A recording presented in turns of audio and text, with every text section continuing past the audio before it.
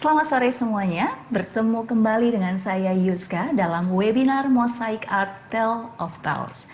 Hari ini adalah episode keempat dari season kedua.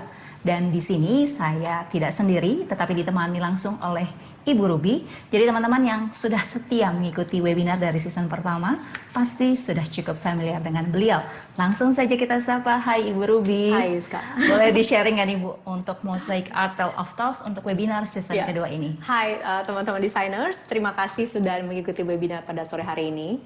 Memang Mosaic Art Tale of Tiles adalah suatu webinar series di mana Mosaic Art sebagai tuan rumah akan mengundang designers dan juga arsitek untuk membagikan pengalaman mereka dan juga sharing knowledge. Ya, jadi kita harap webinar Mosaic Art Tale of Tiles ini bisa menjadi satu sarana untuk para designers bisa saling belajar. Kan tetapi berbeda dengan season yang pertama, pada season yang kedua ini konsepnya dibuat lebih santai. Lebih relax, lebih santai. Dan selain santai, kita juga ada pada beberapa episode di season kedua ini, kita ada fasilitas pengumpulan poin SKPK dan juga sertifikat dari HDII. Sertifikat dari HDII. Seperti misalnya webinar pada hari ini. Webinar hari ini kita ada fasilitas poin SKPK dan juga sertifikat HDI. Jadi kalau teman-teman desainer di sini ada yang membutuhkan sertifikat, bisa langsung klik di link yang sudah kami kirimkan kemarin bersama dengan email pendaftaran teman-teman sekalian. Oke, jadi teman-teman desainer sambil refreshing, mengikuti webinar, bisa sambil mengumpulkan poin. Ya, betul sekali. Dan bukan cuma itu. Wow, ada apa lagi nih Bu? Jadi seperti episode-episode yang lalu, pada season kedua ini, di akhir acara kita ada program giveaway. Wah, giveaway. Ya, di mana nanti ada aturan mainnya, yaitu apabila teman-teman memiliki pertanyaan yang ingin ditanyakan pada pembicara, bisa langsung masuk ke dalam Q&A box, dan kemudian nanti akan dipilih 5 pertanyaan yang akan dibacakan dan dijawab. Dan dari 5 pertanyaan itu akan dipilih 1 pemenang. Oke, seru kan? Mau tahu hadiahnya? Ini dia.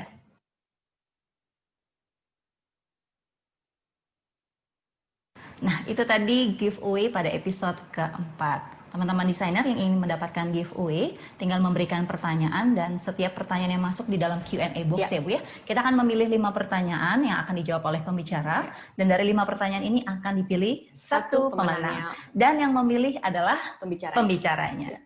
Pada episode yang lalu, kita kedatangan Ibu Krisna Suwardi dari CST Interior Design.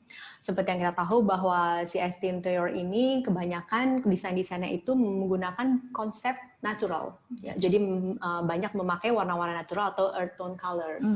Nah, pada episode yang lalu, Ibu Christine banyak sharing tentang bagaimana cara beliau memilih material yang biasa dipakai untuk menciptakan suatu mood tertentu. Dan juga beliau memberikan sharing juga bagaimana beliau mengaplikasikan produk Mosaic Art di dalam proyek-proyeknya untuk bisa menciptakan suatu cozy corner. Cozy corner. Ya, cozy corner dengan produk Mosaic Art. Oke. Ya. Jika teman-teman ada yang ketinggalan episode yang lalu dan ingin melihat versi rekamannya dan mungkin juga ingin melihat versi rekaman dari video-video webinar yang lalu, bisa langsung subscribe dan juga login ke Mosaic Art YouTube channel. Oke, jangan lupa untuk subscribe ke YouTube Mosaic Art YouTube channel. Nah, episode kali ini kelihatannya spesial ya Bu ya, dengan topik Future of Design Within Leisure Industry. Dan yang pasti episode kali ini beda dari episode-episode sebelumnya. Ya, jadi pada episode yang kali ini, selain kita mengundang Ibu Carolina Agatha dari Bitte Studio, kita juga mengundang Ibu Nadia Sofiandi dari Okuzono Hospitality Group. Okuzono Hospitality. Ya. Seperti yang kita sudah tahu bahwa Bitte Studio sudah terkenal sebagai spesialis mendesain kafe-kafe premium. Dan kebetulan juga Okuzono Hospitality Group juga sudah terkenal sebagai satu grup yang selalu bisa menciptakan konsep thematic dining dalam setiap restoran dan maupun outlet-outlet mereka. Ya. Sehingga waktu itu saya sempat ngobrol dengan Ibu Caroline dan kemudian muncullah ide, kenapa tidak kita gabungkan antara designers dan juga F&B business owner. Yang karena kebetulan juga topiknya hari ini adalah design in leisure industry. Jadi kita menggabungkan keduanya sehingga para peserta webinar bisa mendengar sharing dari kedua pihak, dari designers dan juga dari pelaku bisnis itu sendiri. Dalam hal ini bisa juga sebagai klien. Ibu Carolina Agatha lulusan Universitas Parahyangan Bandung, memulai karirnya sebagai arsitek sejak tahun 2010 sebelum akhirnya mendirikan Bitte Studio pada tahun 2012. Sempat melanjutkan pendidikannya ke Chelsea College of Art London dan hingga saat ini telah mendapatkan berbagai penghargaan antara lain Style and Decor Best Commercial Design Awards, HDII Awards, dan BCI Asia Interior Design Awards selama 2 tahun berturut-turut. Tanpa tunggu waktu lebih panjang lagi, saya persilakan kepada Ibu Caroline. Silakan. Halo, selamat siang semuanya. Sebelumnya saya berterima kasih kepada Mosaic Art yang sudah memberikan kesempatan untuk mengundang saya, Agatha Carolina dari Bita Design Studio, untuk berdiskusi mengenai the future of leisure industry ini. Gitu. Jadi tanpa panjang-panjang, saya akan memulai presentasi saya. Oke. Sebelumnya kita sama-sama sekarang berada di era new normal. Jadi untuk saya seorang desainer yang sudah berprofesi di bidang ini selama 8 tahun, saya banyak mengerjakan proyek-proyek komersial gitu. Proyek-proyek komersial ini ya part of the leisure industry itu sendiri gitu. Jadi menurut saya di era pandemi ini sekarang kita seperti diberi kesempatan lagi untuk berpikir gitu, untuk berefleksi lagi kepada diri kita masing-masing. Dan untuk kita sebagai desainer di sini juga kita diberi kesempatan untuk mengobserve kembali gitu tentang apa sih yang kita desain, bagaimana dampaknya terhadap human, terhadap sekitar kita, dan apa dampaknya juga terhadap sekeliling kita. Terutama di era new normal ini banyak sekali protokol-protokol baru, jadi yang membuat kita diharuskan untuk memikirkan kembali desain kita. Gitu. Jadi hari ini menarik banget, terima kasih kepada Bu Ruby juga, karena kita punya kesempatan untuk berdiskusi juga dengan sesama pelaku bisnis, yaitu Bu Nadia dari Okuzuno, dan mungkin nanti bahasannya bisa menarik karena kita melihat dari dua perspektif gitu, baik dari perspektif desainer maupun perspektif seorang business owner gitu. Jadi menurut saya bisa cukup menarik dan untuk menjadi bahan diskusi yang menarik. Oke. Nah, sebelumnya memperkenalkan sedikit, mungkin banyak juga yang belum tahu apa itu Bita Design Studio. Saya dari Bita Design Studio bersama partner saya, Krisya Oktaviani dan Seno Widiantoro, kami mendirikan Bita Design Studio ini di tahun 2012. Kita banyak mengerjakan proyek-proyek arsitektur, interior, dan juga produk. Gitu. Jadi untuk proyek-proyek ini kita mempunyai banyak portfolio, khususnya di komersil, di restoran, hotel, residential, terus ada juga bar, dan juga retail gitu. Jadi proyek-proyek kita bisa dibilang cukup beragam, dan menurut kita bersyukur banget karena kita diberi kesempatan untuk mengenal dan memperdalam banyak dari sisi bisnis-bisnis yang datang ke kita dan memperdalam lagi melalui desain gitu. Nah, ini menyambung yang tadi sudah saya bahas di awal. Kita semua tahu gitu, di tahun 2020 ini mungkin cukup berat untuk kita semua, karena kita semua dihadapkan pada sesuatu hal yang belum pernah kita alami sebelumnya. Kebagian besar dari kita belum pernah menghadapi pandemi gitu.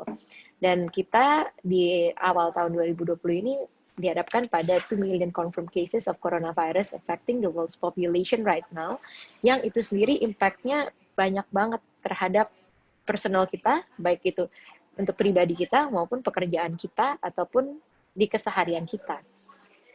Dengan diimplementasikannya strict social distancing measures, pastinya kita pun sebagai desainer merasakan merasakan dampaknya terhadap bagaimana cara kita mendesain, bagaimana cara kita mengalami ruang, itu aja bakal berbeda banget. Bagaimana cara kita berinteraksi. Hal-hal tersebut menarik banget untuk kita bahas bareng-bareng di hari ini. Apa sih gitu sebagai pelaku di industri leisure industry ini, what can we do? Mungkin ini bukan solusi, tapi ini adalah diskusi gitu. Jadi pemikiran-pemikiran ini yang akan men-trigger kita semua untuk berpikir gitu. Mungkin kita nggak bisa memberikan quick solution, tapi kita bisa memberikan salah satu ibaratnya pemikiran baru gitu. Kita bisa menginterpretasikan dan mengimplementasikannya juga ke dalam desain kita. Gitu. Jadi pastinya dengan coronavirus ini semua sektor di dunia, baik itu di ekonomi ataupun di berbagai bidang lainnya, terkena dampaknya. Dan salah satu yang terkena dampak paling besar adalah hotel, leisure, retail, travel industries. Dan itu sangat terasa juga baik bagi klien-klien saya juga, klien-klien kita semua, dan kalian semua mungkin yang berada di industri itu. Nah, Cuma hal yang selalu saya belajari dan saya ajarkan kepada student saya juga mengajar di LaSalle Interior Design, bahwa desainer itu adalah problem solver gitu. Dan saat ini kita dihadapi dengan problem yang dihadapi satu dunia. Yang satu dunia ini juga ibaratnya kita diberikan problem yang ya bisa harus di solve dari semua berbagai sisi, karena problem ini is very new gitu.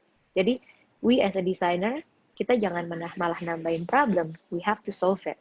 That's why they call us problem solver. Then the question is like, how can we as designers be able to adapt to this new normal situation? Mungkin di era sekarang kita nggak bisa semuanya bilang, oke, kita memberikan solusi, solving. Maybe we can start with the word adapting. Gitu. Bagaimana kita bisa beradaptasi terhadap this new normal situation? What can we do? Untuk hari ini saya akan mencoba mengupas dari beberapa desain gitu yang sudah kita kerjakan dari beberapa industri. Apa sih sebenarnya yang terefek dan apa yang harus dihadapi gitu. Mungkin saya bisa memulai dari desain hotel. Nah, dari BITE sendiri kita sudah mengerjakan beberapa desain hotel. Salah satunya adalah desain hotel di Bali, di Ubud. Ini Art Hotel, dia letaknya di Haniman, namanya Art Hotel Haniman, letaknya di Ubud, Bali.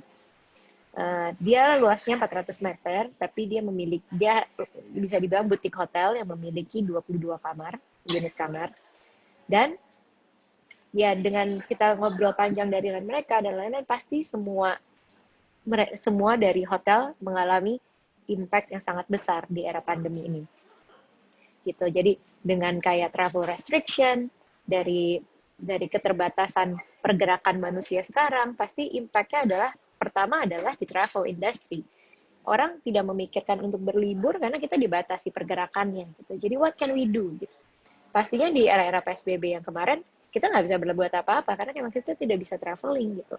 Tapi di era sekarang, di keadaan new normal, what can we do gitu to help them? Gimana sih caranya to rethink about how we design a hotel? Gitu. Untungnya dari desain hotel ini adalah karena ini letaknya di Ubud, Bali, cuacanya, iklimnya cukup dingin, tidak terlalu tropikal, jadi desain hotel ini dibuat seterbuka mungkin. Dan menurut saya salah satu key point yang bisa kita terapkan di era pandemi ini adalah keterbukaan gitu. Jadi orang merasa lebih aman berada di ruang terbuka daripada di ruang tertutup dengan sirkulasi udara yang berputar seperti kayak di ruang dengan AC gitu. Nah, jadi mungkin salah satu solution adalah dengan memperbanyak ventilasi, dengan memperbaiki sirkulasi udara itu sendiri. Dan untungnya kalau di dalam desain ini area lobbynya cukup terbuka, lalu lalang orang cukup bisa lebih fleksibel karena keterbukaan itu sendiri, sinar matahari, ventilasi, dan semuanya pengudaraannya juga cukup dipikirkan dengan cukup baik saat itu. Sehingga di era new normal ini, karena jumlah kamarnya juga tidak terlalu banyak, jadi size-nya bisa dibilang cukup tepat gitu, karena bukan merupakan compact hotel. Nah, dan salah satu lainnya adalah tadi kita bilang kayak flow udara, sirkulasi udara.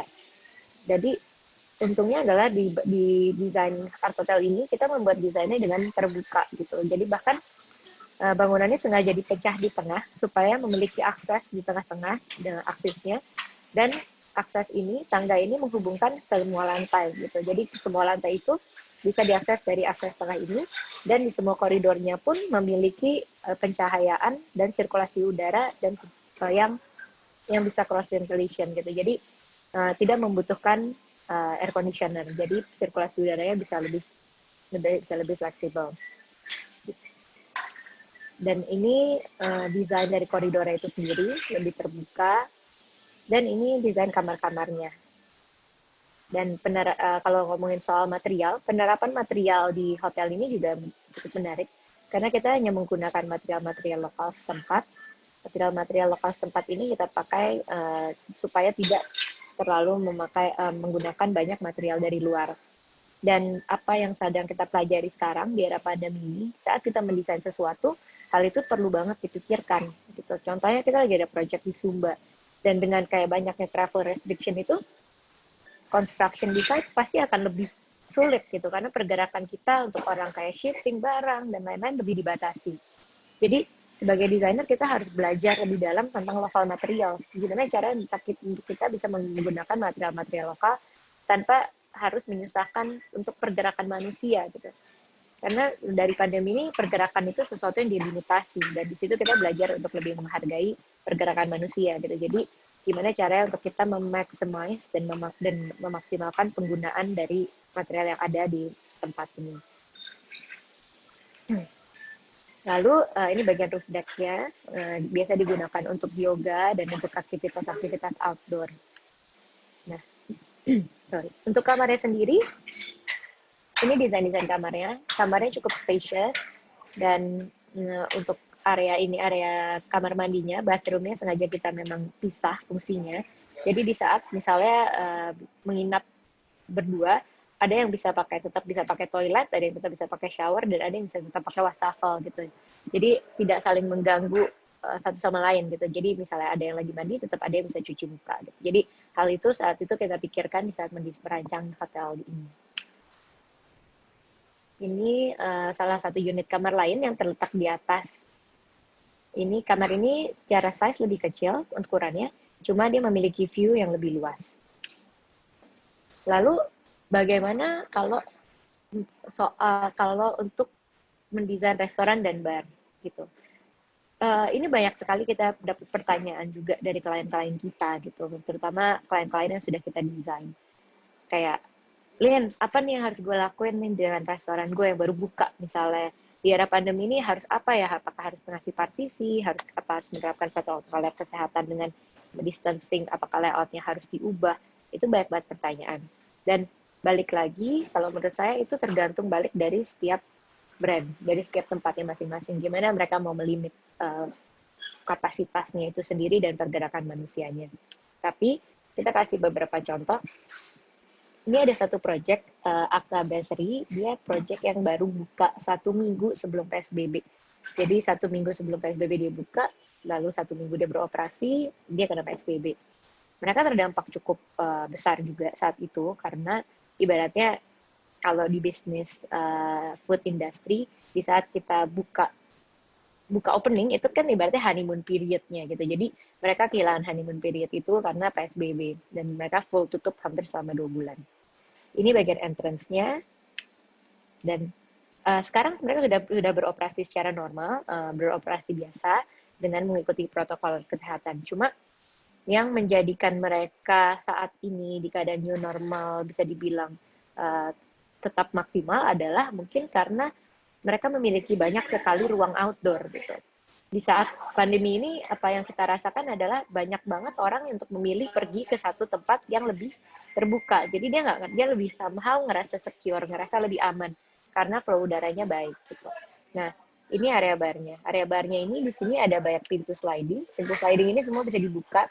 Jadi flow sirkulasi udaranya juga bisa tersirkulasi dengan baik. Ini tadi area entrance masuk, di sini area foyer untuk reception. Di sini area open kitchen dan area dining, sedangkan di bagian sitting sini adalah area lounge untuk lounge sitting yang lebih sofa sitting. Kita mempunyai banyak sekali bukaan-bukaan supaya memaksimalkan untuk cahaya dan juga untuk sirkulasi udaranya. Gitu. Nah, ini area open kitchen-nya. Dan ini area outdoor. Dan area outdoor ini di era pandemi ini menjadi area favorit gitu untuk customer mereka. Karena balik lagi, orang lebih suka somehow mereka lebih berasa safe untuk berada di luar. Dengan kayak duduk-duduk di luar, tambahkan kipas. Dan mereka menerapkan juga social distancing gitu. Jadi untuk seperti kalian mungkin banyak dari kita yang udah kembali makan di restoran, kalian tahu banyak sekali sekarang kapasitasnya disilang-silang. Jadi supaya tidak duduk berdempetan gitu. Lalu ini untuk area duduk-duduk di tangganya gitu. Jadi karena dia terletak di Senayan Golf, jadi kita merasa itu hal yang jarang kita dapatkan di Jakarta, khususnya Jakarta di pusat gitu. Kita jarang mendapatkan satu view scenery yang ibaratnya rindang hijau. Nah, jadi di sini kita maksimalkan, kita bikin stair sitting ini bukaan besar untuk ke arah area outdoor-nya ini supaya mendapatkan view dari Senayan, dari taman itu sendiri gitu. Dan mungkin another case saya bisa membahas project lain, yaitu salah satu restoran yang lain yang kita kerjakan di mall. Nah, ini approach-nya beda banget. Karena satu dia stand alone, yang satu lagi berada di mall. Dan semua dari kita mungkin tahu gitu, untuk mall, shopping mall, dia impact yang dirasakan untuk bisnis yang berada di mall itu besar sekali gitu. Karena satu mall juga sempat ditutup lama dan ini baru dibuka, dan saat ini belum banyak juga orang yang benar-benar berani ke mall gitu. Untuk mereka pergi ke mall mungkin orang lebih banyak consideration dan pertimbangannya. Dan what can we do gitu.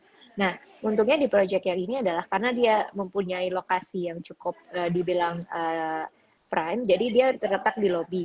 Dan di lobby ini dia mempunyai banyak window yang kita bisa buka supaya dia bisa dapetin sirkulasi udaranya dengan lebih baik gitu. Jadi dia dapetin flow udara dari pintu-pintu sliding sini. Lalu ini desain untuk di bagian dalamnya. Dan apa yang mereka terapkan adalah dari kapasitasnya sendiri gitu. Jadi diselang-selangin satu sofa. Ini desain Osteria Gia. Konsepnya dia adalah Italian restoran, dan dia juga ada winery-nya. Jadi dia menjual wine. Dan dari konsep Italian itu sendiri kita kembangkan menjadi desain yang lebih warm dan intimate gitu. Jadi yang kita mau angkat adalah lebih kayak ke klasik Italian cooking-nya. Jadi supaya orang berasa lebih dapetin warm ambience dan intimate ambience dari Italian cooking itu. Kira-kira seperti itu presentasi saya, dan mungkin pastinya akan lebih menarik di saat kita berdiskusi langsung dengan Ibu Ruby dan dengan Nadia juga sebagai business owner dari Okuzuno. Mungkin kita bisa berdiskusi banyak tentang sebenarnya apa sih problemnya dan apa yang bisa kita lihat dari kacamata desainer dan dari kacamata business owner. Sekian dari presentasi dari saya. Terima kasih. Terima kasih banyak Bu Caroline buat presentasinya. Suka banget tadi Bu Caroline bilang tuh di depan bahwa if you are facing a problem that is actually worldwide, we as a designer, we have to become the problem solver, not part of the problem itself. Kayaknya itu benar-benar kena banget deh kalimatnya itu ya. Dan sekarang saya akan panggilkan tamu kita yang kedua, Bu Nadia Sofiandi. Beliau adalah co-founder Okuzuno Hospitality Group.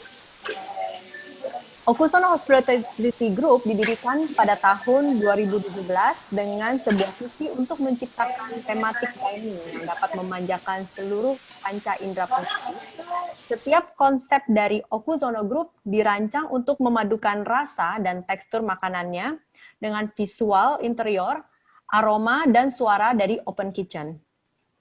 Okuzuno Group memiliki mimpi untuk memperkenalkan keberagaman kuliner Jepang di luar dari yang sudah awam dikenal oleh market di Indonesia. Dimulai dari konsep Okuzuno Japanese Dining dengan tema Zen Garden, Okuzuno Group kemudian meluncurkan konsep keduanya, yaitu 12 dengan inspirasi 12 zodiak. Hai Bu Nadia udah di sini? Hai. Halo, selamat sore semuanya. Thank you Mosaic Art, thank you Ruby buat kesempatannya untuk sharing sore ini. Terima kasih sudah datang. Teman-teman designers, kalau ada pertanyaan nanti untuk Ibu Caroline atau untuk Bu Nadia, bisa langsung masuk ke Q&A box ya, nggak harus tunggu akhir acara, bisa langsung mulai masuk dari sekarang. Jadi nanti setelah itu bisa langsung direspon oleh narasumber kita. Bu Nadia, boleh nggak sih cerita dulu sedikit share gimana sih dulu ceritanya bisa masuk ke bisnis F&B? Sebenarnya sih by chance ya. Jadi saya nggak punya background F&B sebelum Okuzuno. Okuzuno itu adalah proyek F&B yang pertama saya join. Saat itu pengen cari challenge yang baru dan kebetulan ketemu dengan partner-partner yang sekarang. Jadi waktu itu sebenarnya cuma pengen belajar apa sih bisnis F&B itu, tapi setelah saya join, ketemu dengan partner yang very supportive dan bisa menjadi mentor buat saya, akhirnya malah keterusan sampai sekarang dan ketemu passion yang baru. Malah seru ya. Suka masak juga kali ya? Suka masak? Yes, tapi nggak jago-jago banget. Lebih seneng makannya. Bu, ini kan saya sekarangnya lagi happening kan dari outletnya Oguzono Group itu kan yang 12 itu kan, karena memang lagi viral lah di mana-mana semua orang mau. Kalau mau makan di sana aja kita harus booking dulu gitu. Saya aja booking udah dari minggu lalu baru dapatnya minggu depan. Nah, waktu apa namanya pertama kali baru buka setelah PSBB ya, itu saya sempat makan di situ Bu. Dan waktu saya ke sana tuh desainnya kan benar-benar apa ya menarik banget, terutama yang patung-patung 12 show itu tuh menurut saya waktu saya masuk sana tuh rasanya seperti kayak masuk ke fairyland gitu. Boleh share nggak sih kenapa sih 12 show? Jadi kalau secara grup di Okuzono Hospitality Group itu kita sebenarnya punya dua visi. Yang pertama itu adalah untuk menciptakan satu thematic dining, dan yang kedua adalah untuk bisa memperkenalkan keberagaman kuliner Jepang ke Indonesia. Bahwa kuliner Jepang itu bukan hanya yang biasanya sudah awam dikenal oleh masyarakat Indonesia. Kalau kita melihat visi kita untuk thematic dining, kita nggak mau hanya sekedar cuman punya tema saja, tapi kita pengen punya satu konsep yang bisa benar-benar is a completely different experience. Kita pengen kalau customer itu datang ke outlet kita yang manapun, itu merasa seperti teleportasi ke tempat yang lain atau ke dunia yang lain. Untuk 12 sendiri, karena konsep kita adalah Chinese Japanese dining, kita ingin punya satu konsep yang mudah dipahami oleh masyarakat di Jakarta terutama. Karena itu kita pilih konsep 12 atau 12 zodiak, karena 12 zodiak ini adalah mitologi yang cukup familiar untuk populasi di Asia Timur dan Asia Tenggara. Dan secara konsep kami lihat there's a lot of things we can do with the konsep, mulai dari desain, marketing, dan bisa banyak yang kita bisa kembangkan. Iya, iya. Kalau boleh tahu itu dulu patungnya yang sculpture-nya itu dari mana ya Bu ya? Dari Jepang ya? Saya dengar desainernya dari Jepang kan ya? Untuk desainer yes dari Jepang, tapi kalau untuk a lot of the artwork actually kita menggunakan local artisans. Jadi kita pengen tetap mengkombinasikan bukan karena desainer kita orang Jepang akhirnya semua barangnya harus diimport, tapi actually Indonesia itu juga cukup banyak loh yang seniman-seniman yang sangat berbakat, yang kualitasnya itu actually very very good. Yang kita bisa berdayakan juga untuk proyek-proyek kita. Jadi materialnya kombinasi ya Bu ya? Kombinasi, betul. Materialnya masih dari beberapa material dari Indonesia. Tapi tadi si Bu Caroline sharingnya juga kan untuk di era new normal ini karena pergerakan manusia juga terbatas, jadi mungkin memang lebih disarankan memakai material yang di dalam negeri, jadi supaya lebih mudah juga kali ya dapatnya dan transportnya. Betul. Iya. Memang sih kalau kita ke 12 atau ke Okuzono itu suasananya memang kelihatan seperti tadi Ibu Nadia bilang bahwa kita seperti kayak terteleportasi. Pernah disurvei nggak sih Bu dari klien-klien yang pernah datang, tamu-tamunya, mereka tuh sebenarnya kalau datang ke Okuzono Group ini nih karena makanannya atau karena suasananya ya? Tentunya namanya manusia itu kan we're visual beings. Kita yang pertama itu yang menarik harus visualnya terlebih dahulu. Disitulah pentingnya role-nya seorang desainer, bagaimana bisa mendesain suatu tempat bukan hanya functional saja, tetapi juga ada estetiknya tersendiri. Dan dari kombinasi itulah kita bisa menciptakan satu customer experience yang berbeda, dan itu yang nantinya akan membuat customer itu datang kembali dan kembali lagi. Tentunya kalau di survei untuk yang customer yang mungkin baru pertama kali datang, baik itu ke 12 maupun ke Okuzono, mayoritas pasti akan mengatakan yang pertama itu adalah karena estetik dari desainnya itu tersendiri. Disitulah pentingnya ada satu what's your main statement piece di dalam satu konsep itu baik itu misalnya apa namanya decorative wall, misalnya menggunakan dengan produknya mosaic art kah, atau apapun itu, there needs to be something yang benar-benar identik dengan Icon. konsep yang dibuat gitu. Ya. Jadi supaya penempatan artwork ataupun interior itu harus membuat supaya orang kayak tahu bahwa oh seperti kalau di 12 mungkin patung 12 ini begitu lihat patung 12 itu langsung tahu oke ini Betul. 12 banget gitu. Nah, tapi nggak harus semasif itu karena kan setiap konsep itu juga punya size yang berbeda-beda, punya konsep yang berbeda-beda. It can be as simple as a statement wall. A statement art piece itu pun juga sudah cukup untuk bisa meng-grab attention dari si customer itu sendiri. Mungkin bisa coba produk mosaic art juga Bu nanti kapan-kapan. Next project ya. Mosaic art juga bisa bikin supaya satu ruangan jadi ada ikonik yang bisa diingat orang gitu. Tadi banyak bicara tentang customer experience gitu kan. Dan memang itu pasti nggak lepas lah dari desain ya gitu. Dan sekarang saya mau dengar coba menurut Ibu Caroline sebagai desainer dan juga mungkin dari Ibu Nadia sebagai business owner-nya, bagaimana sih pendapat kalian gitu? Bagaimana suatu desain tuh memainkan peranan yang begitu penting di dalam menciptakan customer experience itu? Mungkin dari Ibu Caroline dulu.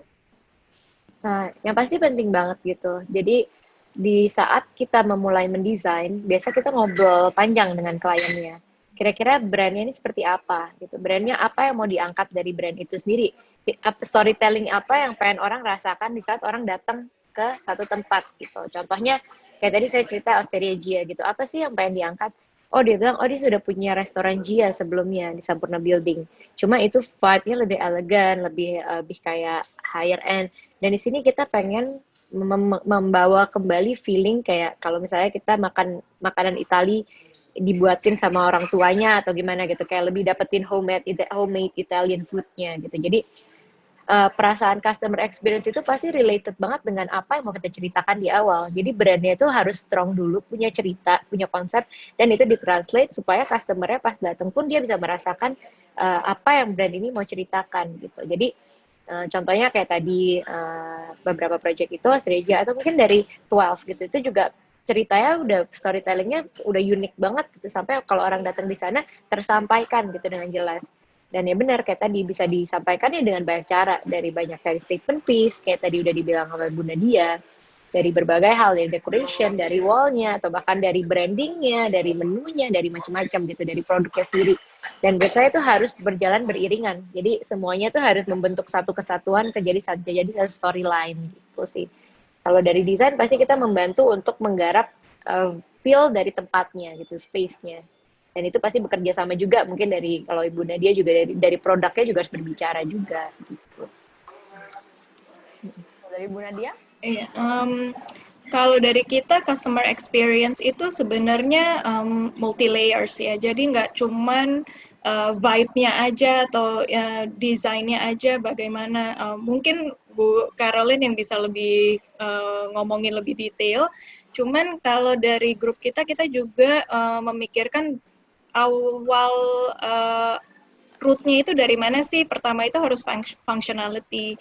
Jadi bagaimana flow dari customer untuk masuk, dari bagaimana sizing untuk kitchen-nya, karena di saat itu sudah tidak optimal function-nya, itu pasti akan sedikit banyak mempengaruhi si customer experience itu sendiri. Ada yang tidak nyaman atau kadang-kadang we go to one place, everything looks beautiful, tapi kayaknya ada apa gitu yang something is missing, dan disitulah pentingnya role-nya designer, karena kadang-kadang kalau mungkin dari saya sebagai owner punya visi tersendiri, tapi how can we translate that into something that is functional, that is comfortable, that customer can really enjoy.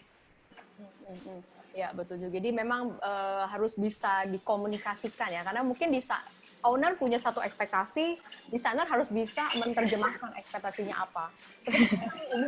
Ini benar juga tuh. Sekarang ini kan banyak tren yang open kitchen sistemnya kalau di restoran atau kafe. Jadi di mana tuh saya yang sedang masak, alat masaknya segala macam harus bisa terdisplay gitu dari si tamunya. Tapi kan sebenarnya kitchen itu kan adalah area yang termasuk paling sulit dibuat rapi ya untuk restoran ya. Maksudnya itu kan like the core of the place, yang mana tuh ribet gitu kan, ada yang kerja aja banyak, potong-potong segala macam, tapi harus rapi gitu, tapi harus cantik juga. Itu bagaimana tuh ya cara triknya gitu supaya bisa dapet kitchen yang efektif, efisien, tapi juga rapi dan cantik gitu. Sebenarnya kalau di kita itu memang semua konsep kita itu open kitchen. Kenapa kita buat open kitchen? Karena kita pengen customer yang datang ke Okuzono maupun 12 itu benar-benar terstimulasi semua panca inderanya. Jadi nggak cuma ngelihat visual saja, tapi juga bisa ngedengerin hiruk pikuknya kerjaan di kitchen. Kemudian bisa juga mencium aromanya dari masuk sampai makanan itu keluar udah bisa kecium duluan aroma masakannya. Tapi memang ada challenge-nya tersendiri. Pertama dari bagaimana kita bisa spacing atau bisa membuat layout di kitchen itu supaya optimal, functional, tapi still looks nice.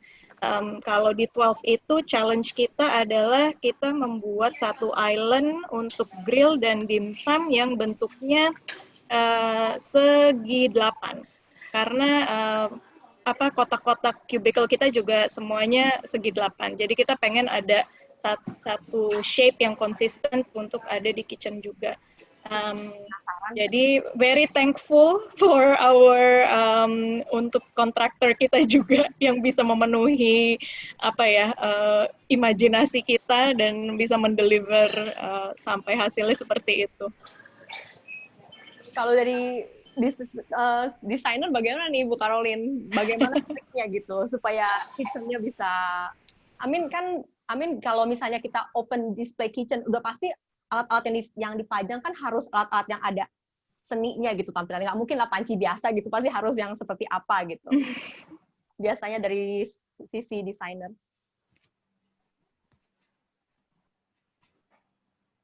Bu Caroline. Oh, kayaknya sinyal. Oke. Halo. Iya, soalnya kalau udah ngomongin open kitchen, pasti kan ini mungkin akan dari depan Bu, soalnya tadi agak keput. Oh, oke. Yang pasti kalau udah ngomongin open kitchen ini akan sangat harus diskusi panjang dengan pihak operasional gitu.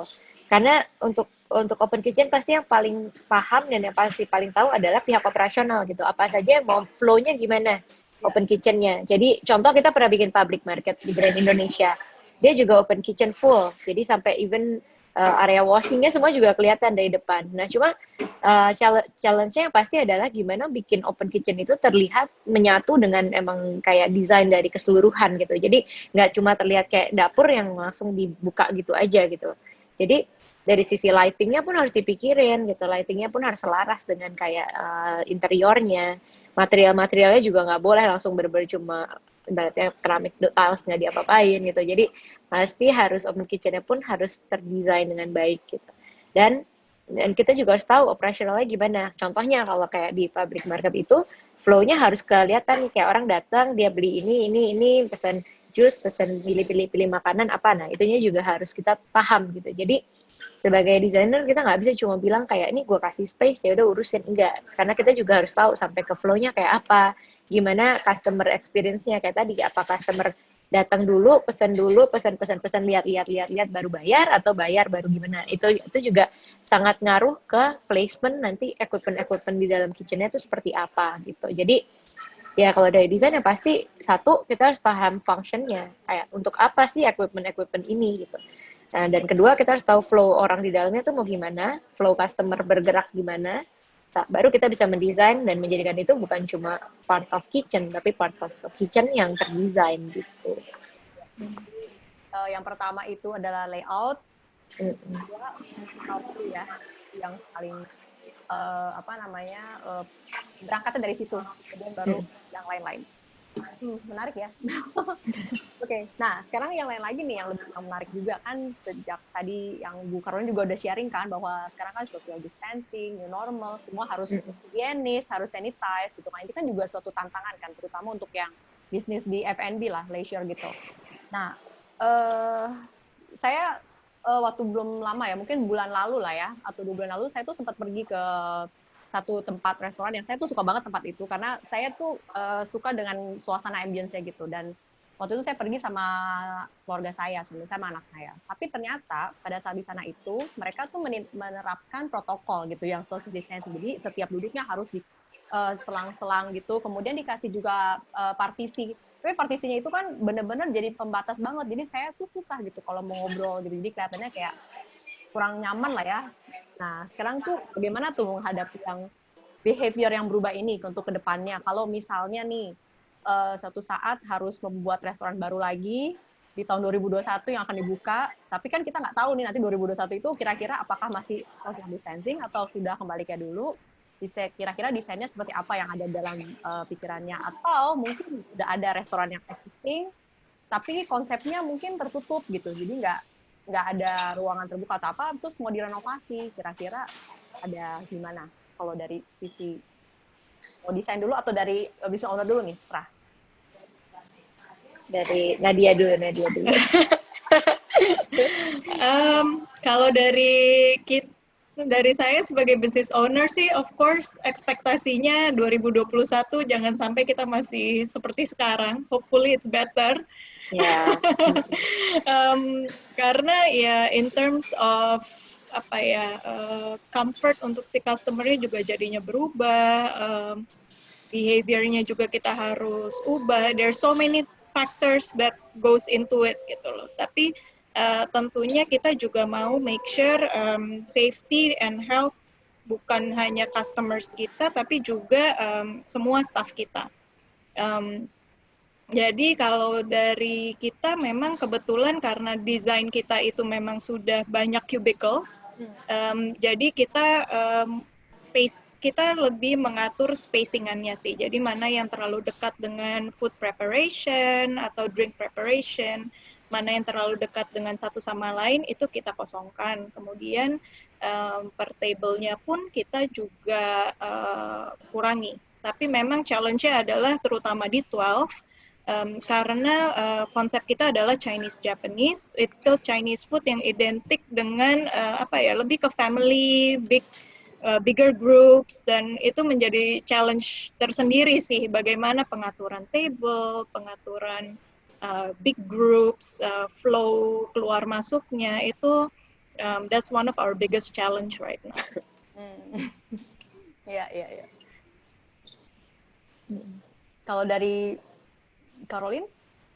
Ya, sebenarnya sama sih gitu, kayak kalau dari kita kan sebenarnya kita akan nunggu brief gitu, maksudnya dari kliennya gimana, karena bagaimanapun menurut kita pasti tim operasional dari klien dia paham gitu, karena ini impactingnya bukan hanya ke desain, tapi pastinya juga ke income. Dengan kita mempersedikit dan semakin kita mempersedikit kapasitas, it will impact on the business gitu. Jadi itu pasti diskusi panjang gitu, kayak berapa kapasitas yang mereka mau pertahankan gitu. Maksudnya dengan social distancing ini pasti kita dituntut untuk ngurangin capacity. Nah, tapi sampai sejauh mana?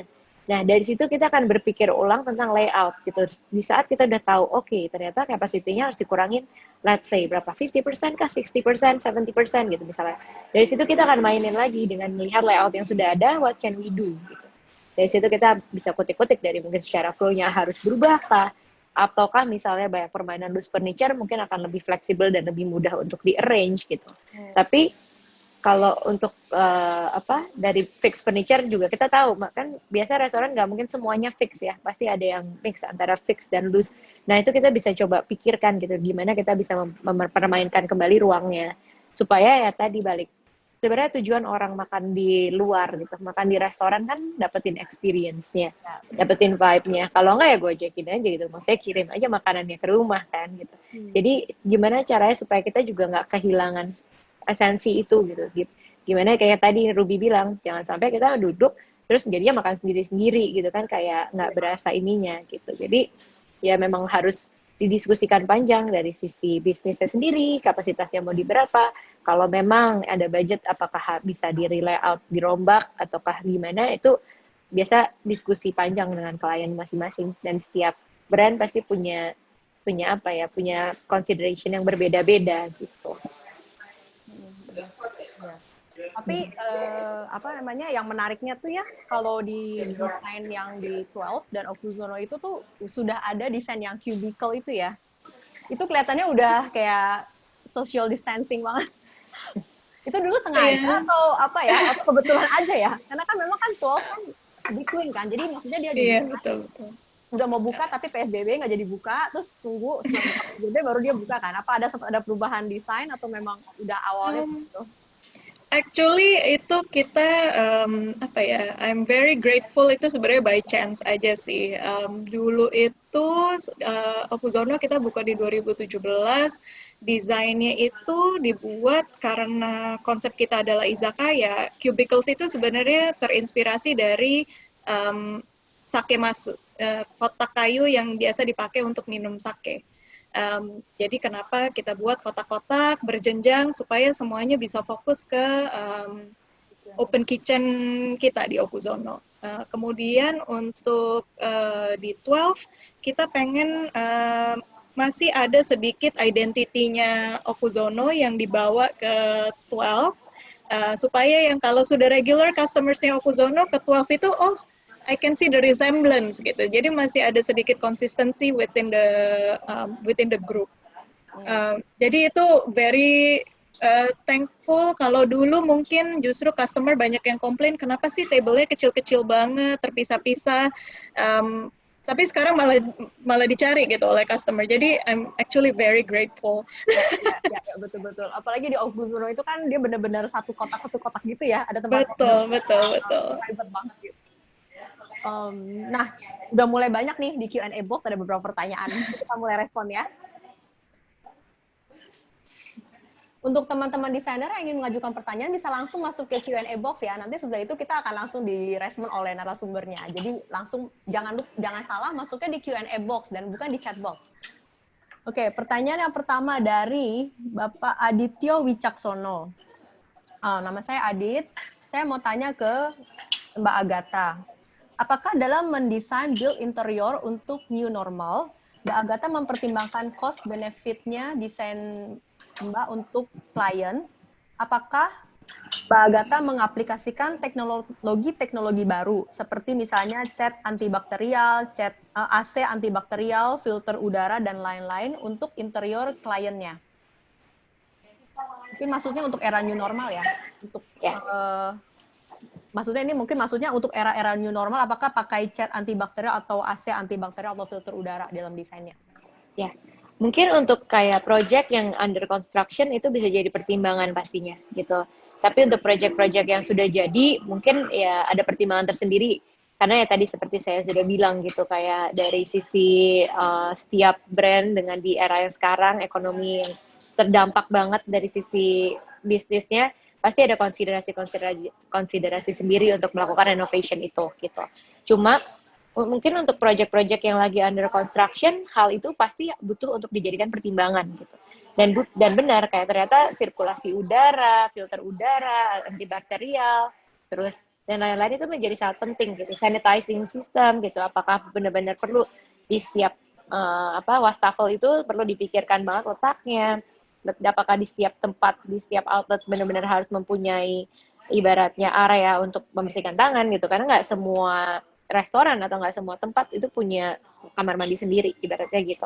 Jadi hal-hal tersebut pasti bisa menjadi salah satu pertimbangan di era new normal ini untuk project yang baru mau memulai atau sudah baru mau akan mulai konstruksi gitu. Tapi untuk project-project yang sudah ada dan sudah ada saat ini, ya mungkin hal-hal tersebut bisa lebih kayak ibaratnya adalah kayak addition gitu. Jadi dari yang sudah ada, apakah AC-nya sendiri ditambahkan filter, apakah dikasih filter antibakterial, apakah dibenerin lagi sistem sirkulasi udaranya, itu juga bisa. Cuma balik lagi, ini semua it's a two-way communication gitu. Jadi harus berdiskusi lagi dengan business owner-nya sendiri. Ya. Oke. Ini ada pertanyaan kedua dari Kenny Punsu, tapi mungkin ini pertanyaan lebih ke arah untuk saya kali ya. Hai, apakah rekaman nanti dikirim? Pak Kenny, untuk rekaman video ini nanti akan ditayang di YouTube. Biasanya 3 hari dari hari sekarang kita akan tayang di YouTube, dan jika memang berminat untuk melihat versi rekaman webinar-webinar yang sebelumnya, itu juga bisa lihat di YouTube. Bisa follow di Mosaic Art Indonesia. Dan kemudian ada lagi pertanyaan, bagaimana cara mendapatkan sertifikat? Jadi sertifikat HDI bisa didapatkan dengan nanti kita bisa bantu. Sebenarnya pada saat pendaftaran itu ada link yang untuk bisa Bapak klik, bisa dapatkan sertifikat. Tapi kalau jika ingin dibantu nanti mungkin bisa DM kita di Instagram mosaicart.id. Nanti kita akan bantu untuk menghubungi dengan sekretariat HDI, karena nanti yang membantu untuk teknisnya itu dari HDI sendiri. Oke, pertanyaan berikutnya dari Ibu Sharon Monica. Pertanyaannya begini.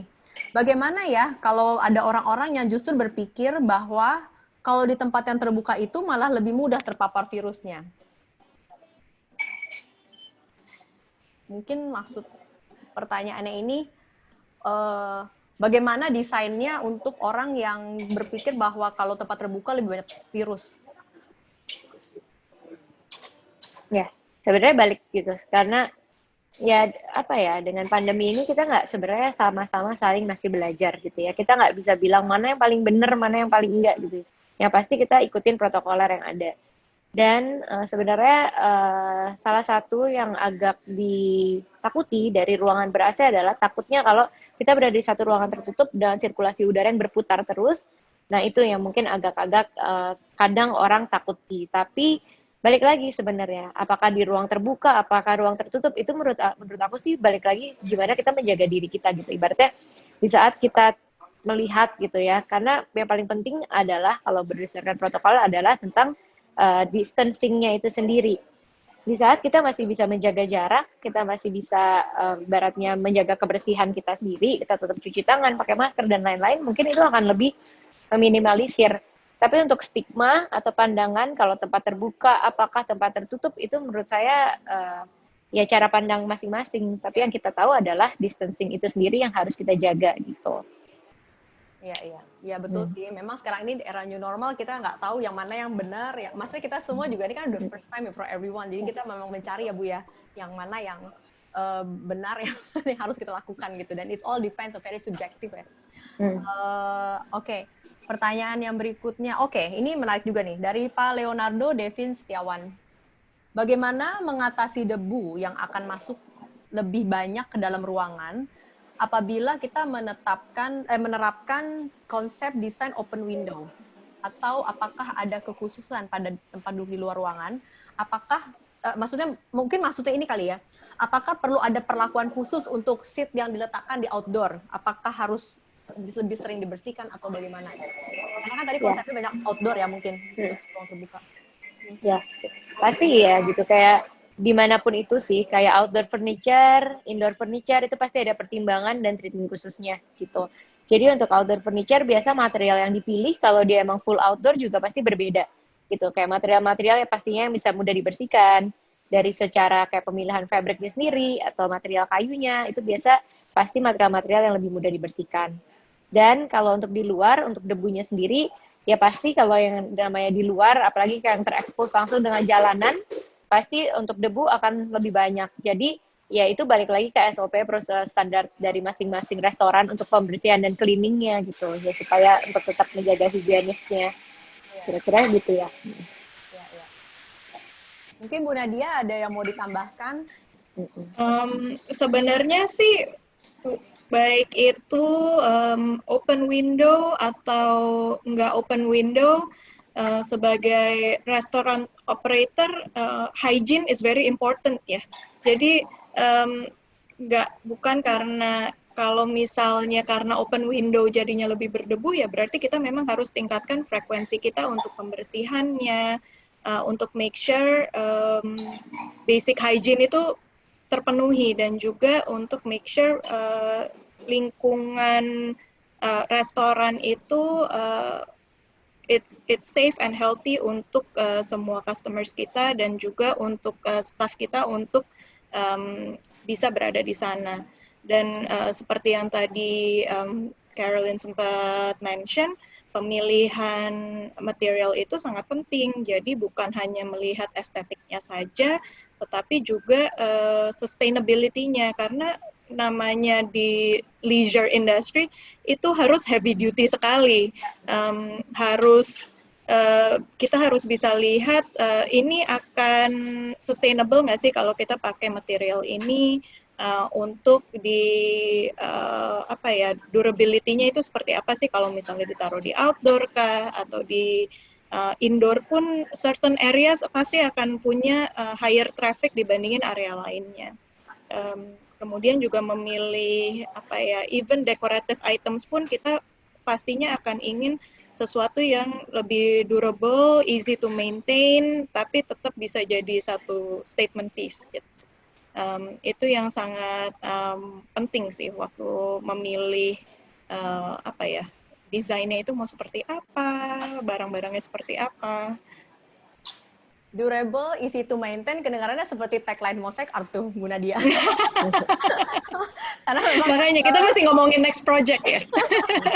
Memang kan Mosaic Art ini memang kita selalu berusaha, salah satu misi kita itu kita mau bikin suatu pelapis dinding yang dia ada tampilan seni, artsy, easy to maintain, easy to install, pokoknya terus ya seperti itulah. Jadi bisa durability juga karena bahannya dari konkret kan.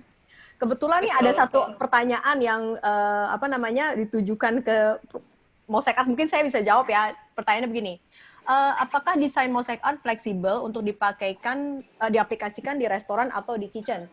Ya, kalau menurut saya Mosaic Art bisa diaplikasikan di restoran karena kan memang tadi yang seperti saya ada bilang bahwa memang kita tampilannya seni, kemudian mudah dipakai, mudah dibersihkan juga, dan daya tahannya juga panjang umurnya karena bahannya dari konkret. Untuk daerah kitchen kita bisa dipakai karena memang permukaan Mosaic Art kebetulan juga sudah di finish dengan coating sehingga waterproof ya. Jadi kalau misalnya kena cipratan atau apa juga dibersihinnya juga mudah. Akan tetapi kita tidak menyarankan untuk meletakkan di dekat daerah api atau dekat kompor. Mungkin agak jauh sedikit. Kalau sebenarnya bukan produknya yang rusak, tapi mungkin finishingnya yang bisa cepat worn out kalau dia dekat api. Oke, next. Ini dari Christopher Wibisono Santoso. Oh ya, tadi Bu Caroline sama Bu Nadia catat kan namanya, sebab kan nanti harus di-mention nih pemenangnya. Oke. Untuk pertanyaan untuk Ibu Caroline, jika proyek masuk khususnya komersial, dalam merancang baik itu layout atau desain, apakah disesuaikan dengan konsep new normal, walaupun apabila nanti bisa dikembalikan ke situasi normal?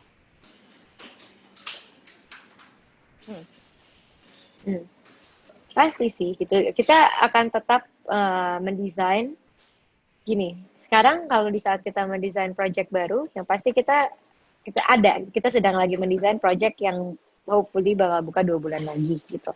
Di situ kita emang udah mendesain dengan 2 alternatif layout gitu. Jadi kita nggak tahu sampai kapan pandemi ini akan ada, tapi semua pasti berharap pandemi ini akan berakhir gitu. Jadi kita tetap mendesain dengan layout kayak ini kayak satu skenario pertama, skenario di saat masih distancing, dan skenario di saat kita bisa full capacity gitu. Jadi untuk yang kayak tadi saya bilang, kalau dalam layout itu ada permainan mix antara fixed dan loose furniture.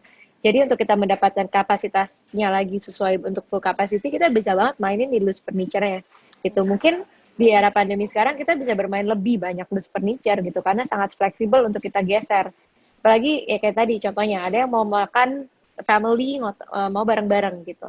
Nah itu kita bisa pepetin, sedangkan masih bisa dijarakin lagi dengan kayak pengunjung lainnya. Jadi mungkin pertimbangan itu di saat new normal seperti ini, kita harus mempunyai satu yang lebih fleksibel sih, karena satu yang kita tahu yang pastinya protokoler adalah jarak gitu. Jadi jarak itu harus kita bikin sefleksibel mungkin. Jadi dari pemilihan furniture pun ya pasti akan memegang peranan penting gitu. Jika kita bisa pakai furniture yang lebih fleksibel untuk mendapatkan jarak itu, ya itu harus kita aplikasikan untuk desain di era new normal ini gitu. Dan nantinya di saat keadaan membaik, dengan sangat mudah kita bisa mengganti furniture fleksibel itu menjadi ya apakah itu kita bermain tambahkan built-in atau fixed furniture atau tambahkan loose furniture, pasti akan lebih mudah untuk diganti atau ditambah gitu. harus bisa mendesain suatu desain yang bisa suatu saat berubah kalau misalnya kita sudah lewat semua pandemik. Ya. Satu lagi pertanyaan Bu ya, pertanyaan terakhir deh nih dari Bu Wardani Era. Saya Wardani, untuk era pandemi ini, contoh jika merancang restoran kan setiap area pasti harus diberi jarak. Nah, dan area ruang perancangan tidak terlalu luas. Bagaimana cara mensiasati agar kapasitas memadai dan mengikuti protokol kesehatan? Oh, mungkin maksudnya gini, kalau dia ruangannya areanya tidak terlalu luas, tetapi ingin bikin supaya sesuai dengan protokol yang distance jarak itu. Bagaimana cara mensiasatinya supaya kapasitasnya bisa dapat juga, tetapi tetap bisa mengikuti protokol kesehatan?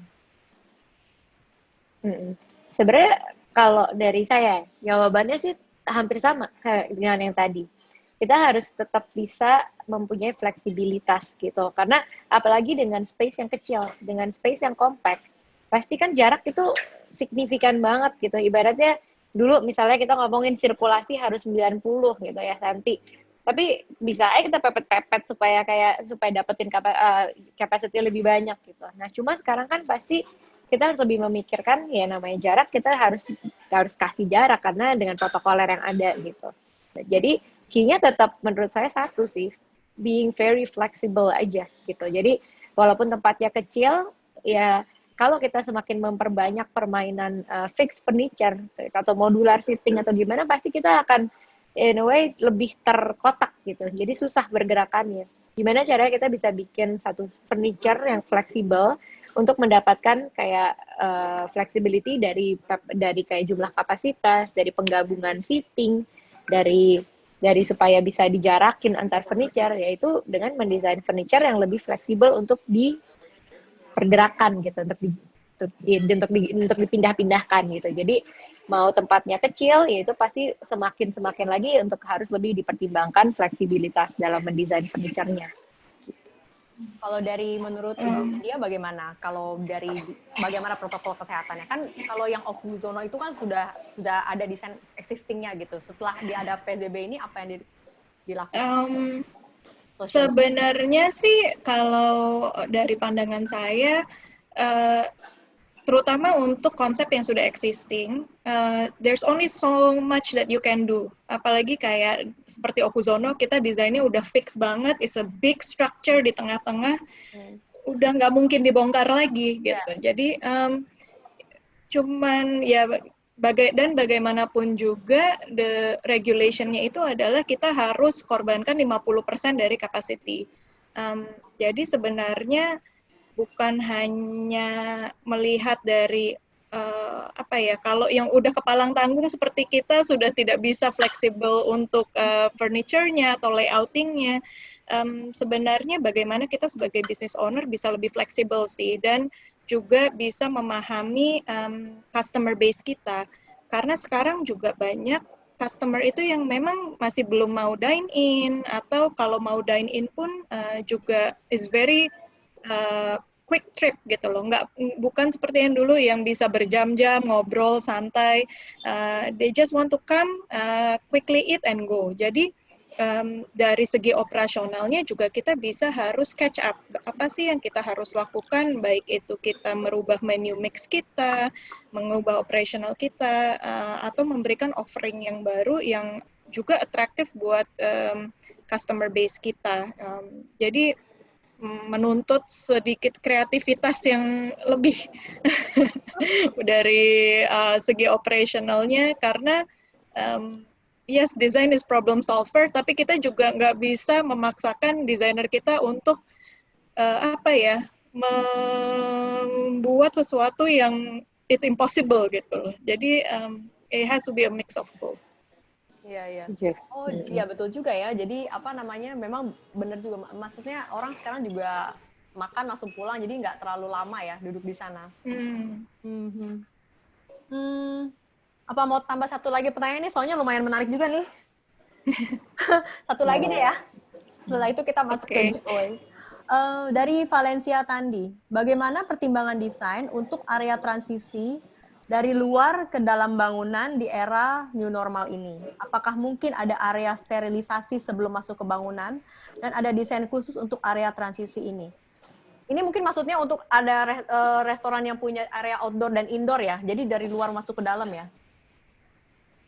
Ya, ini balik lagi konteksnya di mana gitu. Kayak misalnya kita ngomong kalau untuk yang berada di shopping mall, pasti area transisi ini udah terletak di lobinya gitu. Jadi kebanyakan kalau yang letaknya di shopping mall, orang dari entrance masuk pasti dia udah dicek suhu dan lain-lain gitu. Jadi dia bisa memiliki kebebasan untuk areanya dia. Nah, cuma untuk tempat-tempat yang stand alone, mungkin kayak Akta seperti itu, ya dia pasti sekarang tempat-tempat yang stand alone mereka harus punya square. Karena bagaimanapun di setiap tempat harus ada protokoler, at least cek suhu. Walaupun misalnya dia nggak punya tempat untuk sanitizing atau dia nggak bisa nyediain wastafel di depan, at least dia harus cek suhu gitu. Jadi butuh area transisi itu pastinya gitu. Dan ya balik lagi kayak tempat-tempat yang udah ada, mungkin ya kita sebiasa mungkin mensiasati dan gimana menggunakan ruang yang udah ada untuk tempat transisi itu. Cuma untuk desain baru mungkin ya kita bisa juga dipikirkan lagi apakah memang desain foyer itu seperlu itu. Apakah harus ada greeter dulu di semua tempat. Tapi balik lagi ya semua brand beda-beda tergantung konsep brandnya. Apakah itu misalnya brand takeaway misalnya kayak fast food pasti berbeda banget dengan dining in gitu kan. Jadi ya semua hal itu pertimbangannya adalah kita harus paham dan tahu benar produknya. Brandnya kayak gimana, ruangnya kayak apa, dan itu ibaratnya itu runtutan gitu. Jadi ya harus dipikirin thoroughly gitu dari pertama. Gimana? Apakah ini experience-nya apa? Apakah emang orang cuma mau take away kah? Atau emang orang mau dine in? Apakah letaknya di mall? Atau stand alone? Pasti treatment-nya berbeda-beda gitu. Kalau dari Okuzono Group gimana Bu Nadia untuk masalah transisi? Kalau dari kita sih, kita punya dua konsep yang agak beda area entrance-nya. Jadi kalau di 12 itu ada sedikit foyer untuk saat masuk, tetapi lebih narrow. Kalau di Okuzono itu lebih pendek, tapi dia melebar. Gitu. Jadi sebenarnya kalau dari sisi kita, karena itu sudah existing, gimana kita mengontrol traffic of customers aja sih. Jadi kalau di 12 karena lebih sempit, lebih narrow areanya, kita buatkan ada pembatasnya. Jadi di mana customer bisa masuk, di mana customer bisa keluar, sehingga lebih bisa termonitor juga untuk apakah sudah diperiksa suhunya, apakah ini yang mau keluar, atau ini yang lagi mau foto-foto aja. Jadi supaya bisa lebih kelihatan di situ. Kemudian kita juga ada satu table yang memang pas banget di dekat entrance. Kalau dari kita, akhirnya kita korbankan table itu untuk tidak diduduki, untuk menjaga kenyamanan customer yang duduk di situ juga, dan juga untuk buffering antara waiting area dengan customer yang sedang dine in supaya tidak mengganggu tidak merasa risih gitu. Iya, betul. Wah, menarik ya. Kita bisa dengar dari sisi desainer dan juga dari si business owner, benar-benar dapat banyak insights baru hari ini. Saya yakin teman-teman desainer juga pasti ada dapat beberapa insight-insight baru juga dari dua narasumber kita itu. Dan sekarang kita masuk ke program giveaway. Oke, mungkin Ibu Nadia dan Bu Caroline bisa boleh berdiskusi dulu di belakang. Siapa kira-kira dari tadi yang peserta akan mendapatkan hadiah giveaway? Baik, sambil menunggu Ibu Carolina dan Ibu Nadia memilih satu orang pemenang, kita akan ngobrol ya Bu ya, tentang mosaic art. Oke. Jadi hari ini saya mau cerita tentang produk mosaic art yang bernama Zero.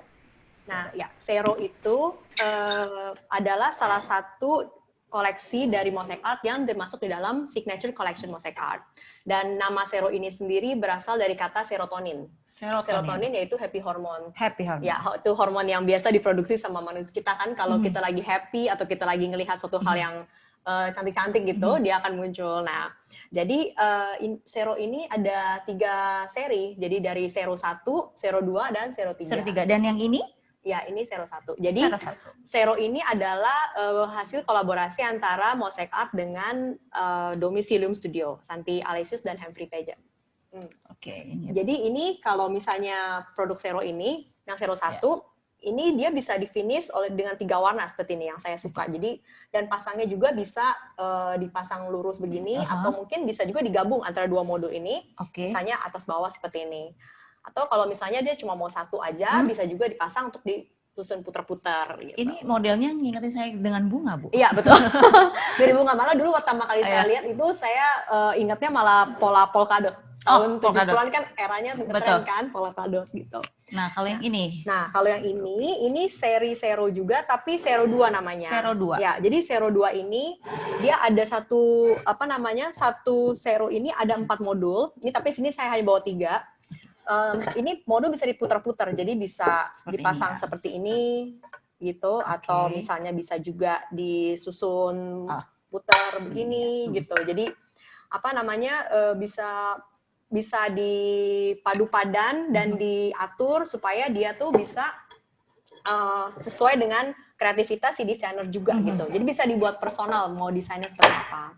Dan juga yang saya suka dari desain Zero 2 ini kelebihannya adalah kita bisa finish two tone color juga karena dia ada area yang ceruknya ini bisa di finish dengan warna lain sehingga bisa 1 tiles 2 warna. Oke. Ya. Nah, yang ini Ruby. Nah, yang ini adalah Zero 3. Zero 3. Oke. Nah, Zero 3 ini ada 4 modul juga. Jadi ini agak mirip dengan Zero 2, tapi dia lebih fine, garisnya lebih halus gitu. Jadi kalau misalnya ini bisa disusun-susun juga. Jadi misalnya seperti ini, kalau desainernya suka ya. Terus atau mau ke atas. Gini ya? Ya, begini juga bisa. Wow. Itu kalau mau agak acak-acak gitu. Atau mungkin itu yang bisa diputar, ya diputar begitu.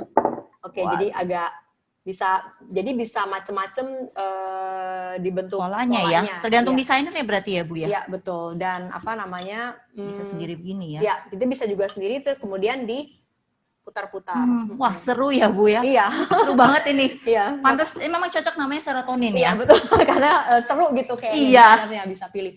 Nah ini salah satu contoh Zero 1 yang tadi yang sudah dipasang di area teras. Memang kan mosaic art ini karena bahan terbuat dari konkrit. Konkrit kita itu kekuatannya setara dengan beton K150. Sehingga tuh bisa dipasang di area outdoor. Dan dia tuh juga daya tahannya terhadap cuaca juga bagus karena kita punya produk itu sudah dilapis dengan coating juga gitu. Jadi mudah dibersihkan juga dan juga warnanya juga cantik ya nih Bu. Betul.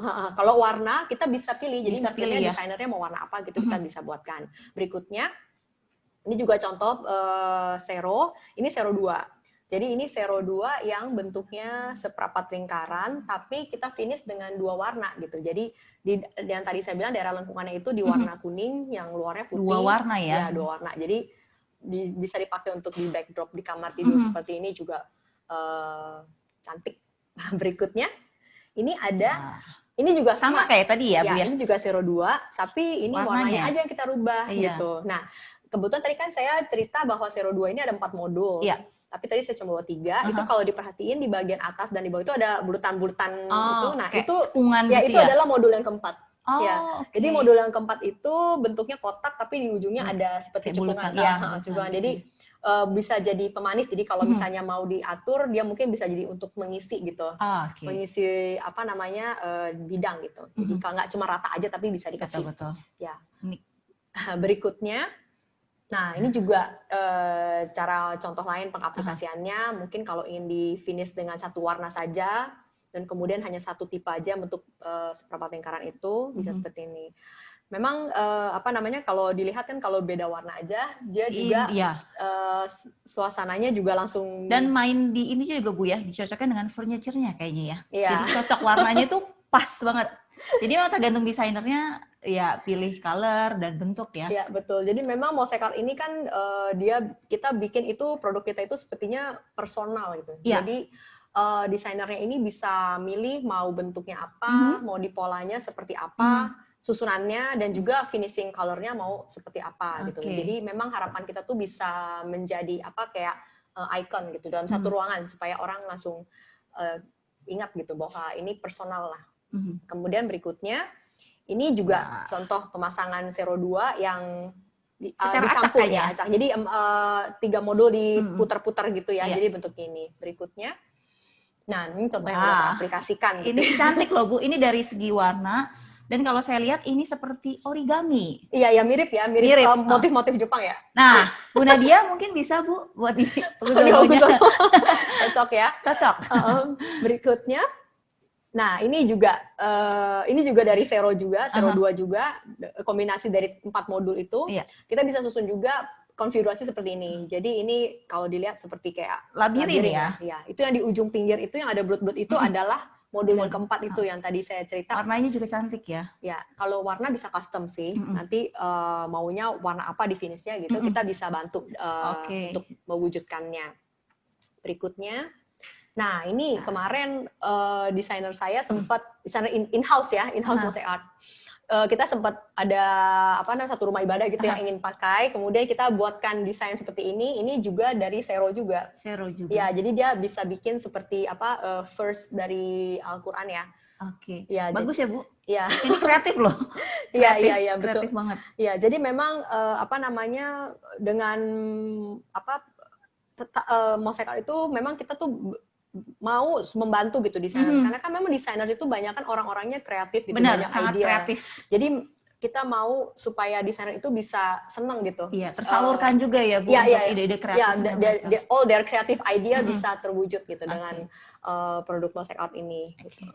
Berikutnya, nah ini Zero 3 yang tadi. Zero 3. Ya, yang bentuknya lebih garis-garisnya lebih halus, betul. jadi bisa dipasang seperti jadi ini. Bentuknya cantik ya? Iya, kelihatan seperti apa ya? Bunga atau apa gitu ya? Iya, kayak kemudian berikutnya. Nah, ini juga contoh Zero 3 yang model seperempat lingkaran yang dipasang di area kamar mandi itu dia, tapi dipasangnya puter-puter. Jadi kalau dilihat kena efek cahaya, jadi kelihatan lebih 3D-nya lebih. Iya ya. Memang produk mosaic art ini karena paling bagusnya itu bermainan lighting. Jadi kalau dengan lighting itu dia efek 3D-nya lebih kelihatan ya Bu ya. Iya, betul. Dan memang karena kita di coating dengan waterproof, jadi kalau diletakkan di area kamar mandi itu masih aman. Oh, oke. Iya. Ya, itu tadi beberapa ya Bu ya. Tapi kalau mau lihat koleksi yang lain, kan pasti banyak nih mosaic art. Memang kita punya 24 tipe untuk yang classic collection, dan signature kita ada 18 tipe collection. Kalau teman-teman designers ada yang ingin melihat koleksi kita yang lain, bisa langsung visit ke website Mosaic Art di mosaicart.id. Situ nanti teman-teman bisa langsung download katalog signature collection dan juga classic collection dari Mosaic Art. Jika ingin melihat project-project yang lain yang sudah terpasang atau foto-foto yang lain, bisa juga langsung follow Instagram Mosaic Art di mosaicart.id. Dan apabila teman-teman designers memiliki akun di Katalog Pro, juga bisa melihat project-project Mosaic Art yang sedang berjalan atau yang sudah pernah kita lakukan. Oke, nah itu dia. Sekarang saatnya mengumumkan pemenangnya. Oke, kembali ke Bu Nadia dan Bu Nadia dan Caroline. Siapa nih pemenangnya? Apakah sudah diputuskan? Sudah. Silakan Caroline. Bu Nadia, gimana Bu? Oke, jadi tadi kita udah diskusi sedikit di belakang, dan kita pilih pemenangnya adalah, namanya adalah Valencia Tandi. Yang memberikan pertanyaan terakhir buat kita. Congratulations. Sekali lagi selamat kepada Ibu Valencia Tandi. Untuk Ibu Valencia bisa menghubungi kami di 0813 1234 4771 atau bisa langsung mengirimkan direct message ke Instagram kami @mosaicart.id. Hadiah bisa langsung diambil di Galeri Mosaic Art di Arjuna Utara, Kebonjeruk. Ya. Dan saya mau mengucapkan banyak terima kasih untuk Bu Nadia dan Bu Caroline untuk waktunya yang sudah mau membagikan knowledge-nya dan juga experience-nya. Dan terima kasih juga untuk teman-teman designers yang sudah mengikuti acara kita pada sore hari ini. Besok kami akan mengirimkan email yang berisi file presentasi dari webinar hari ini. Dan apabila teman-teman ingin melihat versi rekaman dari webinar hari ini dan juga mungkin ingin melihat video-video webinar yang sebelumnya, yang episode-episode yang lalu, bisa langsung subscribe ke Mosaic Art Indonesia YouTube channel. Untuk pembicara kita yang webinar berikutnya adalah Bapak Cosmas Gozali yang akan membawakan topik tentang the importance of sharing knowledge among the creative industry. It's going to be a very fun discussion, seru banget karena kita tahu sendiri bahwa Pak Cosmas itu memang very lively, jadi jangan sampai ketinggalan, harus segera daftar. Sampai ketemu lagi, terima kasih.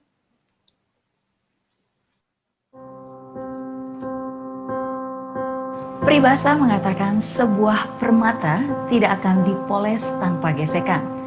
Demikian seseorang tidak akan menjadi sukses tanpa tantangan.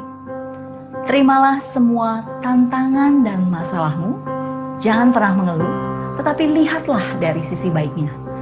Ingatlah bahwa semua tantangan dan masalah yang dihadapi akan membuat kamu menjadi semakin kuat dan berpengalaman untuk menjadi sukses.